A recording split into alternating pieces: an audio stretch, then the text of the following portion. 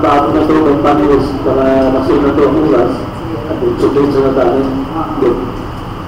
Thank you so much, Board Member Bailey. And of course, our managers, Philippine Information Agency, Bedoy, Dan Mabel, Mr. Post-Yoga.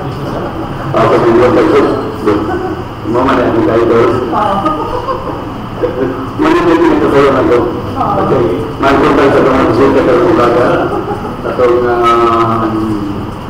Assistant Provincial Director sa PMP Provincial Tumang sa Norte.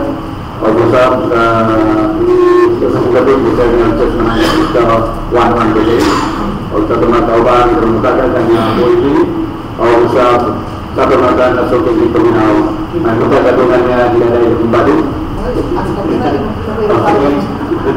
Aku ini pasal sangat kriminologi. Pagkakala ko siya natanong kung Sergeant Marlon Prisma. Okay, main muda sa tumasok di bersama. Thank you so much. And then, let's start the ball rolling. Yes. Saya kamu sudah introduce yes. Okay, go ahead, please. Banyak yang ranking daw sa pilog sa military. Lahit-lahit ito, kaya yung kabukatuntok lahat yung ngalan. Sa una, tinagpili, I think it's chief superintendent or senior superintendent. Karena lagi-lagi, itu baru superintendent. Untuk superintendent, mulai senior superintendent. Karena chief superintendent, one star mulai ketua NATO, Israel Rampat. Ito ba, mga military personnel o personnel na kemudian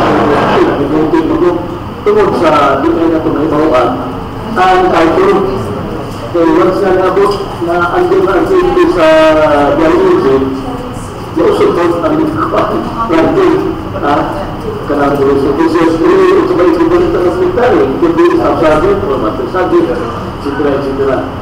So, sa ubuti na kahit ang buwan kundi sa taas o major o kapitan ka ang imong nalala is senior inspector. Pag major ka, chief inspector. Like tenure, that's superintendent. Pag conference tenure, that's senior superintendent. Okay. Wala ka. Hindi na gagawin na. Dahil pagkabot ko sa armado, ang hindi na senior kung hindi na taas. Oo, tama. Kaya medyo junior, wala naman isa. Medyo junior, medyo sa akin na medyo sa tapos ito na, wala na tulog. Ang tulog. Ako pa, ang lima mo yung junior mo kaya mo. Patra. Sa akin, wala na kapatid na.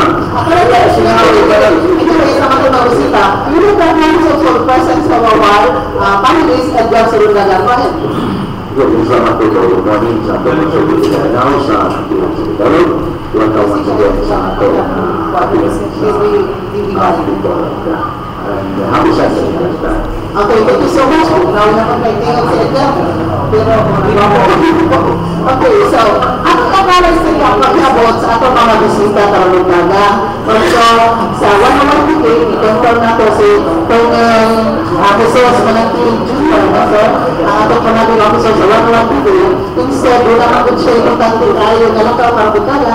Sa ilang ipaari na rin niya karam si Major Esmeraldo Sumalino. Ikan sa 101 Bigay. Good morning, sir, and welcome to Tapunan sa Lidor. Una sa panahon yung buntag, ako po magpaila, ako si Major Sumalino, CEO ng Alpha Company ng Silimon Batalyon, nakabase sa Bulacan, Labangan, Sumbonga del Norte. At the same time, ako yung Civil Military Operation Officer ng 112. So, may buntag sa atong tagapaminaw, dali sa Dipolog City o sa Sumbonga del Norte. Okay, thank you so much, Major Sumalino. Basin o ako lang yung picture gamay sa mga radio listeners, gawa sa itong viewers, atong kapiyan sa Dipolog nga napunong tadoy uniform men and women, masama, men in uniform, no? So, wala lang pa niya, kung hindi nag-discuss mag-discuss na doon peace and order commission sa ato ang lalawin din sa mga magandang. Sa akin left, ato yung knowledge sa Nirod karon, siya may representative karon ka, provincial director, Juanito Indira na yun na po importante tayo ng appointment dito sa Zamboanga City. So, atong acknowledge siya ang pag-aabot ni Police Superintendent T.B. Camara, na ito ang Deputy for Operations. Good morning, sir, and welcome to Kapihan sa Zamboanga. May buntag ma'am, because ang anchor of this Kapihan sa Lipulo. First time na ako mag-attend, but I am not staying here in this area because I am from Nabitan. So ako si Police Superintendent Camara. Bago lang nag-assume as Deputy Provincial Director for Operation of Zamboanga del Norte Police Provincial Office. And then, gikan sa Cebu, sa tuloy panahon, o ibalik diri sa atuang lugar. O may muntag dito sa tanang taga-dipulog nun, o sa tibok sa Zamboanga del Norte. Dapat-dapat kayo. Okay. Salamat ka po sa ICC. Ang atong Chief Inspector, Charis Yabo, still from the Philippine National Police. Good morning, ma'am, and welcome to Kapihan sa Lipulo. Okay, good morning, May Init. Again sa mga sokyo, kung kami na naglangkay ng programa na gasunod sa Kapihan sa Lipulo. Ako si Police Chief Inspector Charis Villabo, bagong nabalik ko sa PPO, si Chief sa Police Community Mediation Officer Branch. Kung baga counterpart na ako sa Susuman Lino. Salamat sa mga panahon ba na nakita na ako ang akong counterpart sa Philippine Army kay sa una sa ko to, si Major Velasco. So salamat sa opportunity. Para sa Major Velasco, natulog ng General Ado ba? Saan siya? Okay.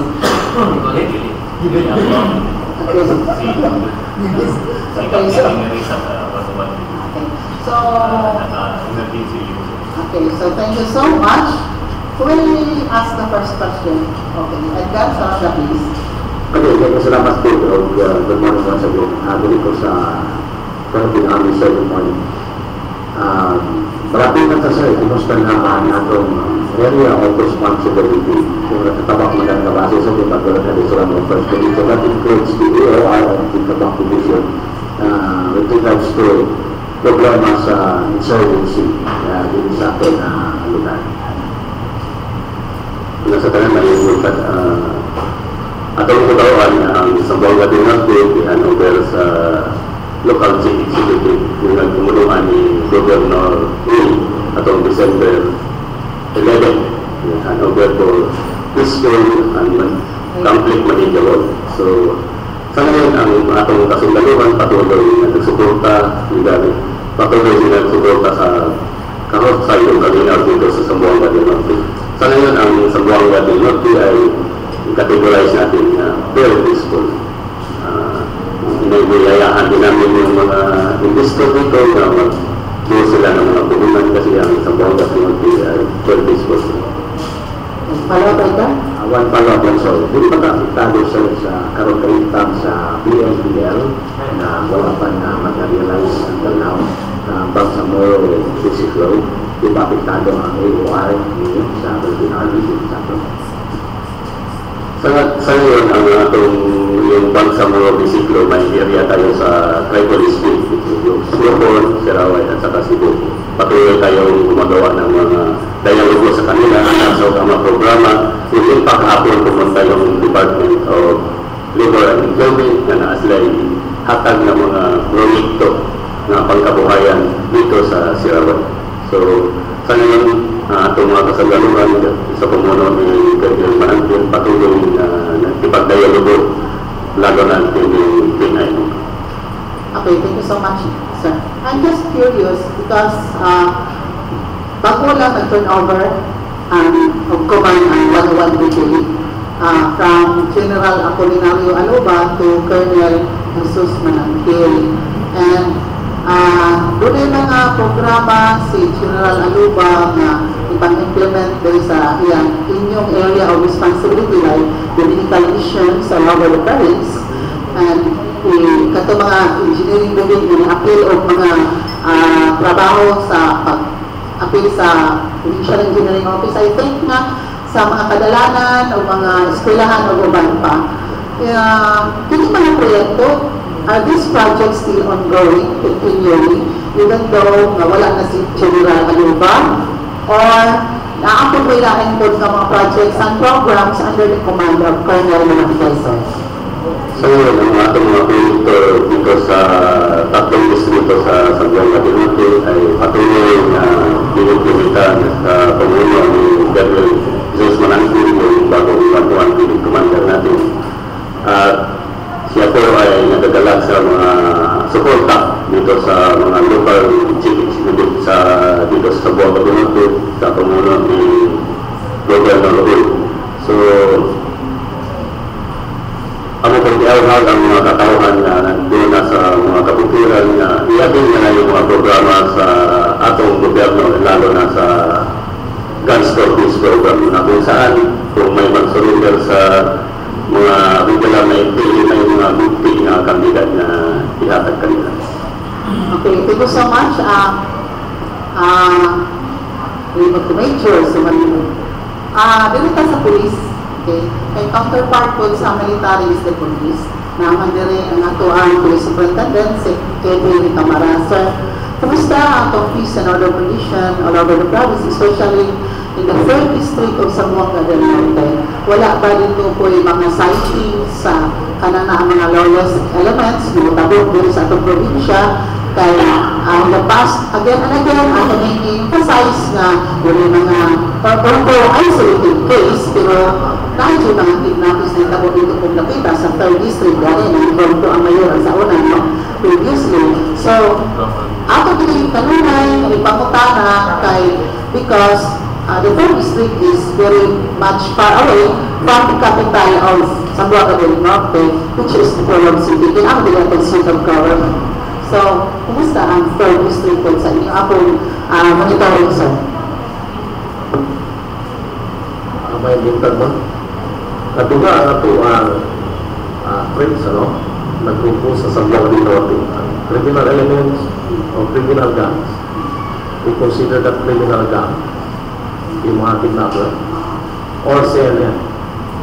Sa part sa CNN, sa Tri-Police, parang passing lang sila sa area. Wala din sila ikampo sa area. So sama sa istorya sa tuwang taga-101 regime, puno natin na ito ang sitwasyon. Kaya wala sila sa area, testing. Lumay na. Sa criminal gangs naman, isolated naman ang ito ang mga kidnapping incidents. In fact, kung natin kidnapping incident, kung usa ka yung tabo sa shooter, ang kaso ka rin solve na, kinadakpa na ito kung usa ka suspect. So, kung doon na may mga kidnapping incident na mga ditabo sa tuwang area of responsibility, sigurado sa tuwang new leadership karon sa Zamboanga del Norte, wala tayo dunong na musul pa ng mga kasunod. Okay. With regards to drug trafficking, because this is a common problem here in our place, in the entire province of Zamboanga del Norte, ganin is the Pensilidoro, mga crimes committed regarding sa drug trafficking or drug pushing. No? So, kumusta ang ato apon nga pag-implementasyon kabahin ini? Kita berpakaian untuk semua pengutara, kay timely na doon na tayo karon ka issues na ato ang gilino. Number one, ato i-direct ko na ato ang mga duty sa tubok sa Zamboanga del Norte, binilang duty sa kapitan o dipulog o sindangan, patubok sa Zamboanga del Norte na sa kasimanan. This duty is coming from PRO9, Regional Director. In one week, kinahanglan makahuli sila o drugs sa usa ka simana din. And sa tanang police station under Zamboanga del Norte. Ang kadua, ato karong ipatuman din o magaling din isugda na sa Lipunog Police Station ang pagkanda o drug testing sa tanang mga police. Isugda na siya kung ato palang ipadayon. Sumunay ako at mga missions na lilit. Okay, question coming from board member Ray. in that the national property nila sa taasa ng Amerika national na wala ko na medyo nagka-umpun na umabot ko primado kami na yung sabot sa nasod sa Francia may mga radical sa extremist di nagdungo ko ito sa una particular sa region ay padung dito sa Ubos. So may mga recruitments ko sa katitawag na ISIS. Patuloy na ibig ko ito report pangkuhan ko mahal ka. Yung sa patuloy kang ISIS. Kang ISIS is Islamic State o Iraq at Syria, diba? Kung kayo sa unahan mo ito ba? Kung ISIS. So kang ISIS. Di ba may mga intelligence report ang mga military operative? How true or makonfirm ba na ito na ito na yung mga recruiting sa mga kapatanunan nila pinalito sa southern part sa atong probinsya o sa atong region. So, good. Okay, so the one brigade will answer first and then we'll finish up. Intelligence network. Okay, so arita Major Sumalinog. With regards to recruitment sa ISIS, which is a terrorist cell, kasubot naman ako na wala parang may information na makamporm ko na may recruitment dito, lalo na sa Saudi part of Mindanao. So, anyway, update na siguro kami tawag lang kami sa inyo kung may mga information kami nakuha tungkol sa recruitment. Pero sa ngayon, wala pa kami na monitor na recruitment, lalo na dito sa Southern part of Mindanao. Thank you, sir. PP. Sir, Kamaran. Ako ang ibawan, ma'am, na ang kiling ISIS, mga Muslim brothers na Taliban, ano? So, ang ato ang intelligence nakapokus sa Tripolis Bill, yung majority sa residente, ato ang kagsunda ng Muslim. So, base sa ito na intelligence report, wala din tayo na monitor na doon na sila i-include sa Pawilian. Again, susama sa lingon sa ito ang representante sa Languan Brigade. Patayon kami na mag-monitor kung any development regarding the principles of recruitment of ISIS. Sigurado maabot na sa atong programa o sa pamantalaan sa Sambuanga del Norte. Question coming from Attorney Happy Marinaga and then Edgar. Siguro sa mga resource persons. At yung bakit sa terrorism, ang talking about terrorism, it's a led agency when it comes to terrorism. Is it the PNP or the AFP? Cyber of the government agency relating to confusion. For instance, information gathering is very important. So who is in charge either the PNP or the AFP? We'll answer the question. PNP, AFP. Oops. Wala ito lang. Banyak is not really differential when it comes to terrorism. I think from my opinion and insurgency. Of course, when it comes to insurgency, it is when terrorism is for this. Terrorism is everybody's concern. Not only police, military, but That's precisely, but we must have a lead agency. We will follow insurgency. So, ang police superintendent ng Kamarapap, Philippine National Police. Well, sa conferences, usually, alam na is outside threat. Internal security, supposedly, sa Philippines. But because of the policing execution, the problem of our internal security, nagiging equal voting na ganoon ang ako ang operation.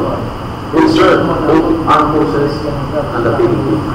In the ability to fight internal security groups, we have special action force and other manipulations like regional Public Safety Battalion and Provincial Public Safety Company. So muna ito ang special forces to address the problem. With regards to terrorism is classified as, again, threat to our internal security. With regards to intelligence aspect, so, ang mga organization, both armed forces and the PNP, nagpinabangay ang sharing of information. And with regards to operation, still, pinabangay niya. Okay, will you confirm it? Major Sumalino. Kaya binasabi kayo, ito may itin ng mga kagulo. Yes. Hindi na makaya sa police. Yung nag-code na silang guard. Pero na FBI. So, from the 1138, Major Sumalino, please. With regards to terrorism, may ahensya din kami nakatutok regarding sa intel gathering. Sa ngayon, ang nakatutok dyan yung mga highest intelligence unit namin na nagmonitor lalo na dyan sa southern part of Mindanao. So, we are equally sharing sa PNP. Then, regards to operation, so pagsabutan na lang siguro nila kung sino yung mga lead agency na magkuhan sa terrorism. Okay, yes. Sir Mata and then Edgar. Yung kwento, sa 911, it happens sa states. Bilang pag-identify sa perpetrator is a matter of hours. They will know. Ang na-happen po sa Paris, in a matter of hours, nabanaan nila where vessels gone. That's why they were able to secure. Okay. How about in our case, sa Pilipinas, how effective or how efficient is our database intact in the profiling of persons na kung may mahitabo, more or less may banaan na ito. What we notice, it starts within your command because this, we're referring to the higher command, it's a information, whatever intelligence report usually is being sent down to you, diba? Okay. Sa ato, what I would like to know na, there were previously videos, right in tandem, but we cannot solve it. Why? Sa ato pa, we have intelligence fund for local and everything. Why can't this be all put into use? So that ang problema nga dito is it's hard to how to detect. Kaya what the intelligence report in our intelligence information is not very good. Reactive lang na. We only react. For instance, Mossad has a very good reporting intelligence, CIA, everything. How about in our case, if something happens, more or less can we say, detect where it's doing it? And second, mura-mura magkaling ang CCTV naman, that the record they have, in all when they are supposed to monitor people, more suspect, wala magkaling na. In this case, what is the gentleman doing this? Literally, that's a bilang Thank you so much. Si Superintendent Camara, please. Thank you, sir. We have to accept the fact that in the Philippines we lack technology or equipment that can monitor their activities, unlike in the other countries, progressive countries like in the Western countries. But in the Philippines, though we lack technology, but we have all the data. We can find of all these terrorists, target terrorists. In fact, we have our international intelligence community. Kaya hindi sila, the workman is active sa technology,